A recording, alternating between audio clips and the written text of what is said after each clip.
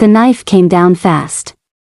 Mira's hand shot out and caught the falling tray before it shattered on the stone floor, balancing 3 full cups of ale without spilling a single drop. The drunk merchant who had knocked into her didn't even apologize.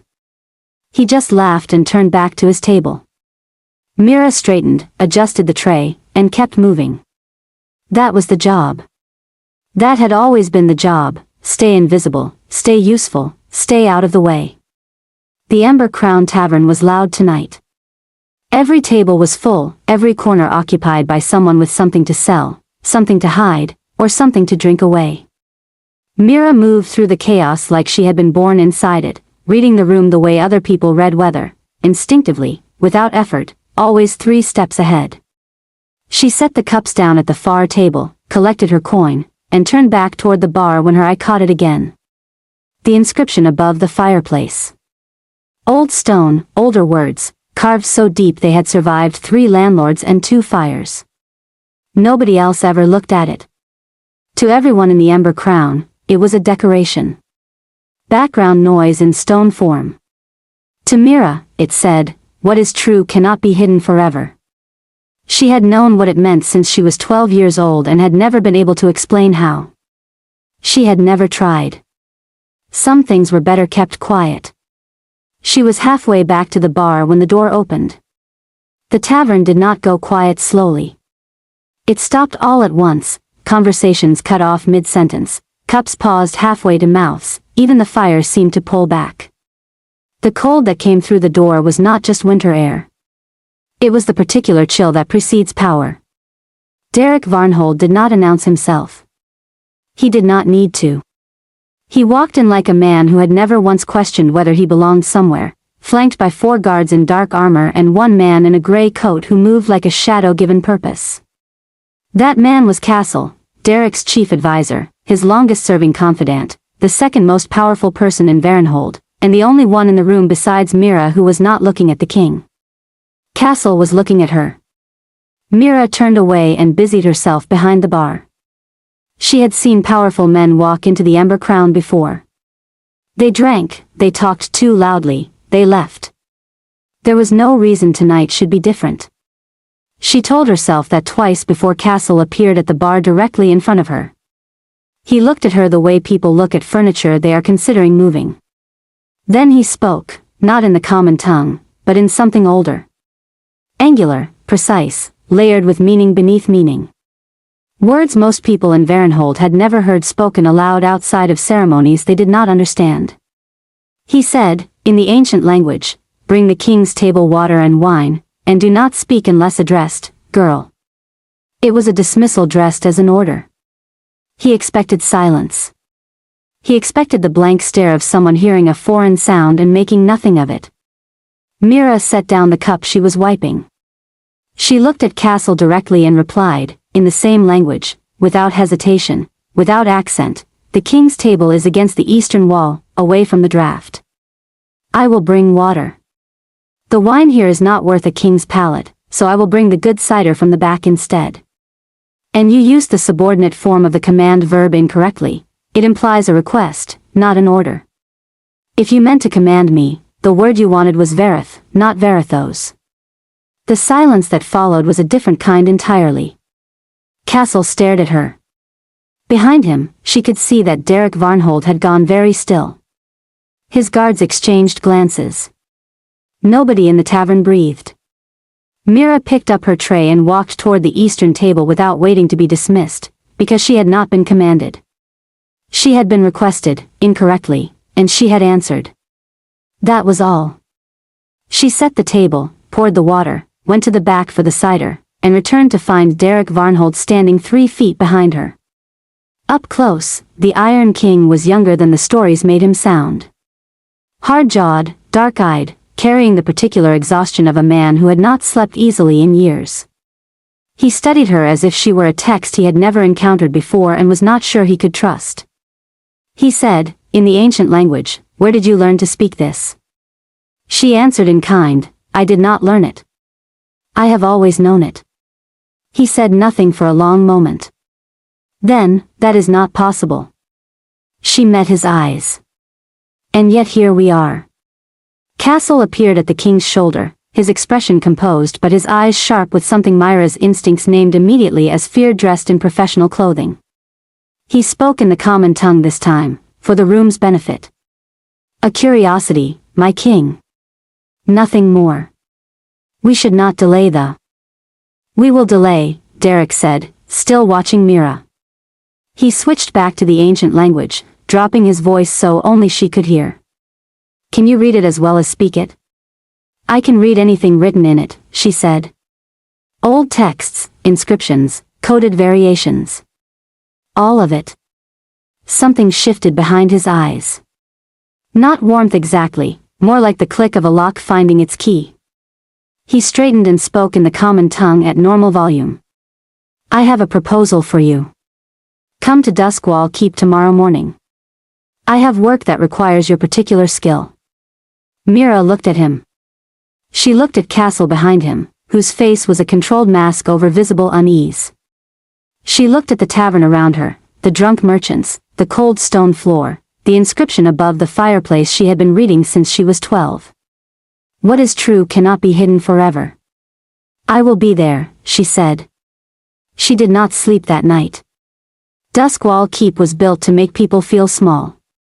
Mira felt at the moment she passed through the main gate, the walls too high, the corridors too long, the ceilings arched and cold and indifferent. Everything about the keep said, you are here at our pleasure, not yours. She kept her spine straight and her face neutral and followed the young guard who had been sent to collect her without letting any of it show.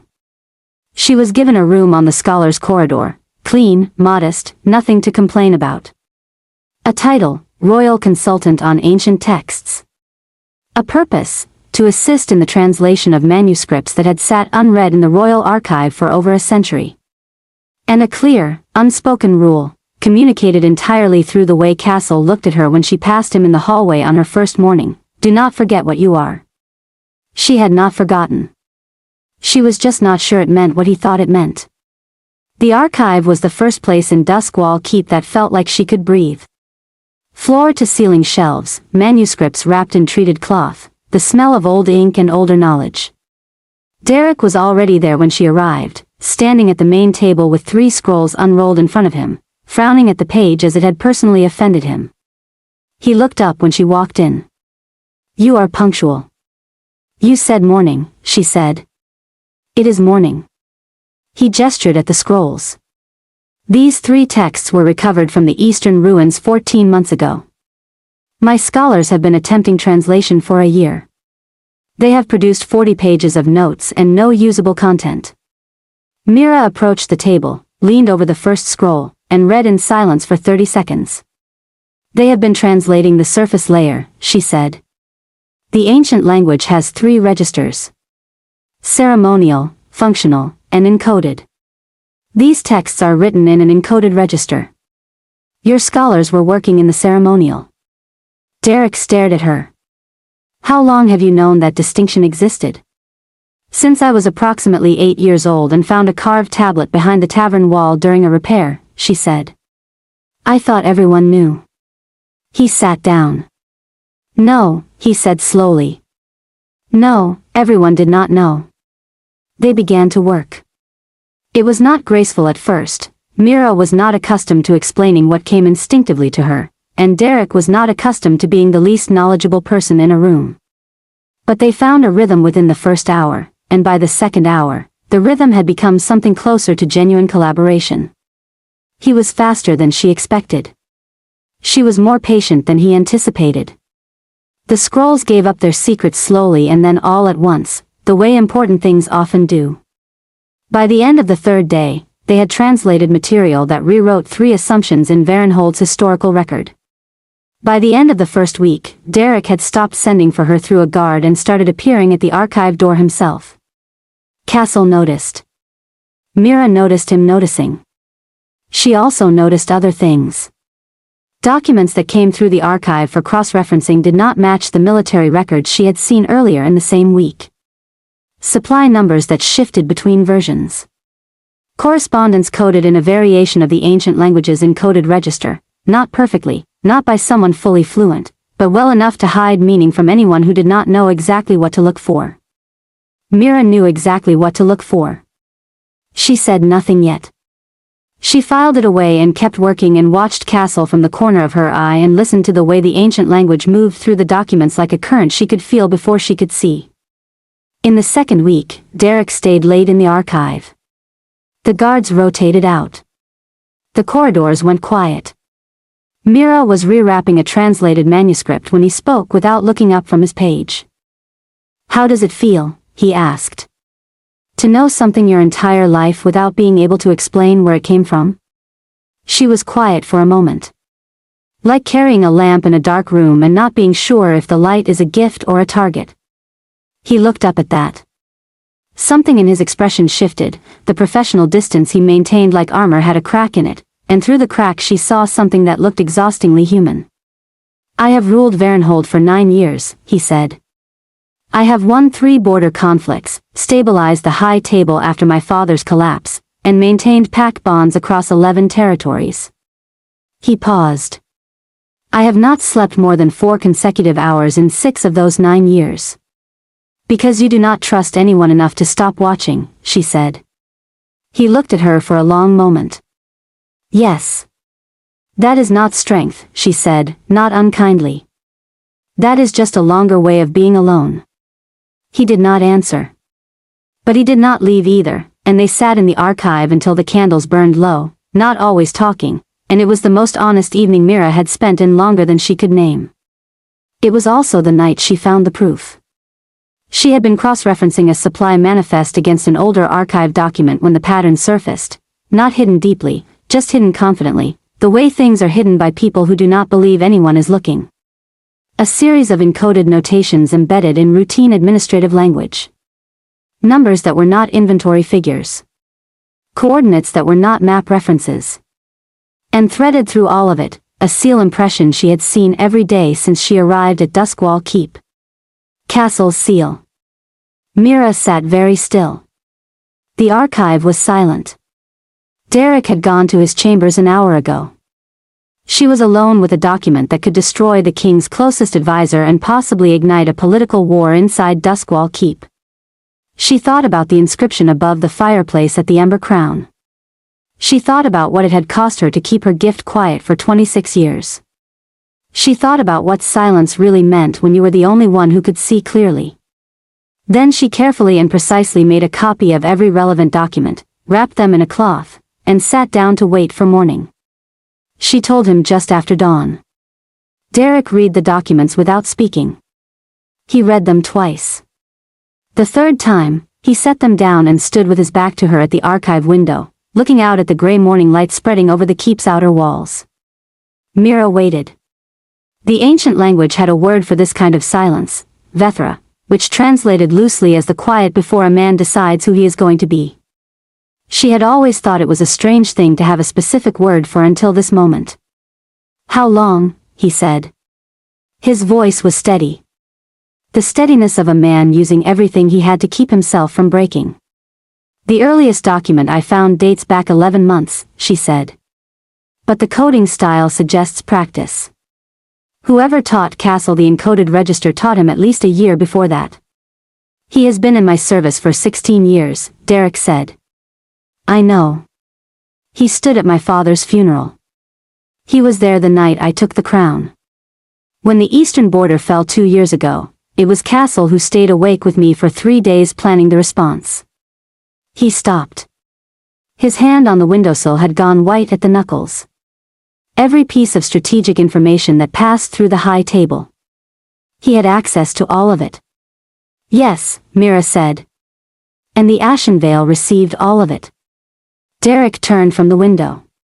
His face had done something, reorganized itself from grief into something harder and colder that Mira recognized as a king deciding to be a king when a man would rather fall apart. "I need to confront him. I know. It will not be clean. He has allies on the High Table. The moment he is arrested, there will be." "I know," she said again. "I thought about all of it last night." She paused. "I brought you the documents anyway." He looked at her steadily. "Why?" She met his eyes. "Because the Ember gift does not let me look away from the truth." And neither does whatever is left of my conscience. Something moved across his expression, brief, unguarded, real. Then he straightened, called for his senior guard, and by mid-morning, Castle had been summoned to the war chamber. Mira was not present for the confrontation. She did not need to be. She felt it from the archive like a tremor in the ground, raised voices, then silence, then the sound of boots on stone and chains. She was still sitting at the main table when Derek returned, alone, and stood in the doorway for a moment before coming inside. He sat down across from her. He looked like a man who had just set down something he had been carrying for 16 years and was not sure whether the relief or the grief was going to win. He did not deny it, Derek said. No, Mira said. He would not. The encoded register carries too much of the speaker's intent. He would have known I could verify a lie. He said Varenhold was being led to ruin. That the Ashenvale represented a restructured future. He was quiet. He sounded like he believed it. He did believe it, Mira said. That does not make it less of a betrayal. Derek nodded slowly. They sat in silence for a moment. Then, without a word, Mira reached across the table and placed her hand over his. Not a romantic gesture, something older and simpler than that. The kind of contact that says, "You are not alone with this." He looked down at her hand. Then he turned his palm up and held it. They stayed like that for a long time. The fallout was not clean, as Derek had predicted. Castle's arrest rippled through the high table like a stone through still water, and the rings it made were ugly. 3 council members who had been his allies demanded Mira's removal from Duskwall Keep before the week was out. She was called, in a formal session she was not invited to attend, a manipulator, a common-born opportunist, a woman who had used a curiosity of language to insert herself into the king's confidence and engineer the downfall of a loyal servant. She heard about it from the young guard who brought her meals, who related apologetically and with visible discomfort. What did the king say? She asked. The guard hesitated. He said that any member of the high table who questioned your integrity in his presence again would find themselves questioning it from outside Duskwall Keep. Mira nodded. She thanked the guard and waited for him to leave before she sat down on the edge of her bed and put her face in her hands, not from sorrow exactly, but from the accumulated weight of everything the last 3 weeks had been. She had come to Duskwall Keep as a consultant. She had become something the high table could not categorize and therefore could not tolerate. She had exposed a traitor, won a king's trust, and apparently made herself the most controversial figure in Varenhold without once intending to. She thought about leaving. She thought about the Ember Crown Tavern, the cold floor, the inscription above the fireplace, the drunk merchants who never apologized. She thought about what invisible felt like after you had been seen. She went to the archive instead. She was there at midnight, surrounded by the manuscripts that had started to feel like company, when the door opened, and Derek came in. He was not in formal dress for once, plain shirt, no crown, looking like a man rather than a king, which was somehow more arresting than all his armor combined. He stopped in the doorway. Took in the sight of her, the manuscript spread around her, the ink on her fingers, the stubborn set of her jaw. You are still here, he said. You told me the translation on the 3rd Eastern Scroll was not finished, she said without looking up. The high table wants you removed. The high table, she said carefully, does not speak the ancient language. He came further into the room and stood across the table from her. Mira. He waited until she looked up. I am not going to remove you. I know, she said. But I need to ask you something. He paused. In the archive's candlelight, he looked stripped of everything performative, just a man who had been alone for a very long time asking a question he had been assembling for weeks. He spoke slowly, in the ancient language, the words careful and exact and honest in the way the language demanded honesty. He said, You came here with nothing and gave this kingdom everything it needed. I want to know if you will stay. Not as a consultant. Not as a scholar. As mine. Fully and permanently, as mine. If you will have me. The ancient language did not permit ambiguity. Every word he had spoken was precisely what it meant. Mira set down her pen. She looked at him across the candlelit table and answered him in the same language, the same register, the same total honesty. She said, "I will stay. I was always going to stay.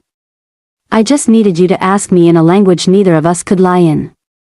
He exhaled, a long, slow breath that sounded like 9 years of armor coming off at once. If this story is gripping you, you are not alone. Hit the like button and subscribe so you never miss what happens next. Drop in the comments, did you see Castle's betrayal coming? The proposal was not announced. There was no ceremony, no audience, no political staging. It happened in the archive at midnight, and it was witnessed only by manuscripts that had kept secrets for centuries and knew how to keep one more. The High Table found out 3 days later. The reaction was what Mira had expected and worse than Derek had hoped. 2 senior members submitted formal written objections. One called it a debasement of the crown. Another argued that a woman of common birth with no pack bloodline could not legally hold the title of Ember Queen under Varenhold's governance codes. Derek read every objection, called a full session of the High Table, and appeared before them without Mira and without visible emotion. He placed all 12 written objections on the table in front of him. Then he placed beside them the full translated record of everything Mira had uncovered about Castle's betrayal, every document, every coded message, every piece of military intelligence that had flowed from Duskwall Keep to the Ashen Vale over the past 2 years. "This woman," he said, "saved this kingdom. She did it with no title, no authority, no protection, and no guarantee that bringing me the truth would not destroy her. Every objection on this table is about what she was born as." He paused. "I am asking you to consider what she has chosen to be." The objections did not disappear overnight. 2 members of the High Table resigned. 3 others, after reading the Castle documents in full, withdrew their opposition. The remaining 7 fell into line with the particular pragmatism of people who understood that the king's decision was made, and the only question was which side of history they wanted to stand on. Mira was not present for any of it. She was in the archive, finishing the translation of the 3rd Eastern Scroll, which turned out to contain the most complete historical record of the Ember gift ever set to parchment, a detailed account of 17 women across 4 centuries who had carried the gift, what they had known, what they had prevented, what they had built. Reading it felt like being handed a family history she had never known existed. She wept once, quietly, at a passage that described a bearer of the gift in terms so precisely accurate to her own experience that she had to set the scroll down and breathe for a moment. She was still thinking about it when Derek found her. "The High Table has formally recognized the engagement," he said from the doorway. "I know," she said. "I could feel the shift in the keep about an hour ago." He came inside. "You felt it?" "The Ember gift is not only for documents," she said. "Emotional weight moves through a space. When a decision this large is made, it settles. Like pressure releasing." He sat across from her. "What else do you feel right now?" She looked at him directly. "Relief. Fear. Something that does not have a common tongue word, but the ancient language calls sorveth, the particular feeling of standing at the beginning of something that cannot be undone." "Is that good or bad?" "Both," she said. "That is why it has its own word." He reached across and touched her face, one hand, brief, certain. The gesture of a man who had made his decision and was done being afraid of it. "I should tell you," he said, "that the coronation will not be a small event. The High Table requires a public ceremony. There will be nobles from 6 territories, formal ancient rite observances, and approximately 4 hours of proceedings. I will need you to lead the language portions of." "4 hours," she said. "Minimum." She exhaled. "Then I had better finish the scroll." The coronation of Mira Ashbourne as Ember Queen of Varenhold took place on the first clear day after 3 weeks of winter storms, as though the sky itself had been waiting for the right moment. The great hall of Duskwall Keep was packed, nobles in formal pack colors, territory representatives, High Table members in their ranked robes, and at the very back, pressed against the walls because they had no official standing but had come anyway, a crowd of people from the lower districts of Varenhold. Traders. Tavern workers. Common people who had heard about the common girl who had walked into Duskwall Keep with nothing and was about to be crowned its queen. Mira walked in without trembling. She had decided that in the archive 3 nights ago, and she held to it, not because she was not afraid, but because the ancient language did not permit you to speak words you did not mean, and she intended to mean every word of the ceremony. The rite opened with a passage from the oldest surviving text in the royal archive, a passage no one had been able to read in 4 generations. Mira spoke it aloud, clearly, in the encoded register, and the words fell through the great hall like stones into deep water, sending rings outward that people felt in their chests without being able to say why. The pact bond renewal was not supposed to be emotional. It was a formal ritual, a repetition of words, a procedural affirmation. But when Mira spoke the bonding declaration in the full ancient tongue, not the ceremonial surface layer that previous queens had used, but the real encoded register, the version that carried actual weight, something happened in the room that nobody had planned for. People who had been maintaining politely formal expressions found their eyes filling without understanding why. A territorial representative from the northern border, a man known for eating iron nails for breakfast, had to press his fist to his mouth. The ancient language, when spoken truly and completely, did not allow the listener to be unmoved. Derek placed the amber crown on her head, a piece that had not been worn since the last Luna Queen 3 centuries prior, retrieved from the vault and cleaned for the first time in living memory. It was lighter than Mira expected. She had imagined weight. What she felt instead was rightness. The particular sensation of sorrow again, but resolved. Not the beginning of something that cannot be undone. The completion of it. She turned to face the hall as Ember Queen. The room was silent for one long breath. Then the pact bond rippled. She felt it move through the space like warmth, like a current, like the recognition of something returning that had been gone too long. And the hall came alive. The months that followed were not easy. Rebuilding trust after Castle's betrayal took sustained work. The Ashen Veil did not quietly withdraw. There were 2 more border incidents in the spring, both of which Mira's translation of the captured documents helped resolve before they became conflicts. She sat in high table sessions, not as decoration but as active counsel, and the members who had objected to her the loudest became, not her supporters exactly, but people who had learned to listen when she spoke. She and Derek fought sometimes. Properly, with raised voices and doors that closed harder than necessary, because 2 people who each thought carefully and deeply about things were not always going to arrive at the same conclusion, and neither of them was built to back down without a reason. They always came back to the archive eventually, the place where they had first learned to be honest with each other, and the fights resolved the way the ancient language resolved everything, with clarity, with precision, and with nothing left unsaid. In autumn, Mira sat in her chair by the archive window and felt something shift, not in the room, not in the keep, but in herself. A new presence, small and quiet and certain. She told Derek that evening.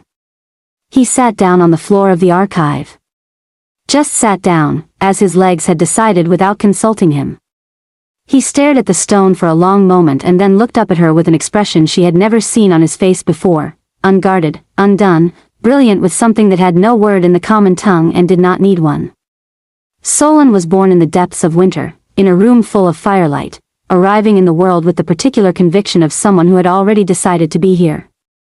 He was small and dark-haired, and when Mira first held him, and he turned his face toward the sound of her voice, she felt the ember gift pulse, not a confirmation, not a certainty, just a possibility, warm and waiting. She held him close and whispered to him in the ancient language. She did not tell him what he was or what he might carry. She just told him the truth, the simplest truth she knew, the one carved above a fireplace in a tavern where a girl who could read ancient words had spent years making herself invisible. What is true cannot be hidden forever. Years later, when people told the story of Mira Ashbourne and the Iron King, they focused on the drama, the tavern, the correction of the king's advisor, the traitor in the castle, the common girl crowned queen. Those were the moments that made good telling. But the people who had been there, who had stood in the great hall when she spoke the ancient rite, or who had been in the archive on a winter night and seen 2 people choose honesty over safety, they knew the real story was simpler and harder than any of the dramatic moments. It was about a woman who had always been able to see the truth and finally stopped apologizing for it. A king who had always been alone finally let someone stay. And a language that had waited centuries to be spoken completely, by someone who had always known it, and a world that had finally become worthy of hearing it.